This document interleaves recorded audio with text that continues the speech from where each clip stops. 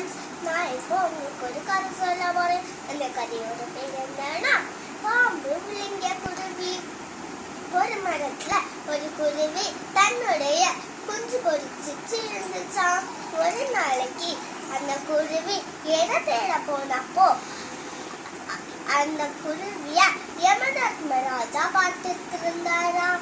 உடனே இதை பார்த்த கருடன் இந்த குருவியை எப்படியாவது காப்பாற்றணும்னு சொல்லி இன்னொரு மரத்துல கொண்டு வச்சுதான். ஆனா அந்த மரத்துல உள்ள பாம்பு அதை சாப்பிட்டுச்சான். உடனே இந்த கருடன் கேட்டுச்சான், நீ அந்த குருவிய கொல்லுவேன்தானே நான் அங்க கொண்டு வச்சேன். ஆனா அந்த மரத்துல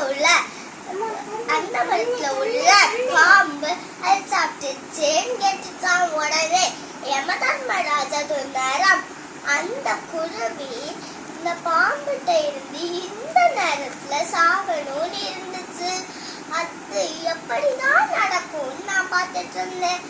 ஆனா அந்த நேரத்துல நீ கொண்டு அந்த பாம்புகிட்ட அதை கொண்டு வச்சு கொடுத்த அப்படின்னு சொன்னாராம். இதுல நம்மளுக்கு என்ன தெரியுதுன்னா, எது நடக்கணுமோ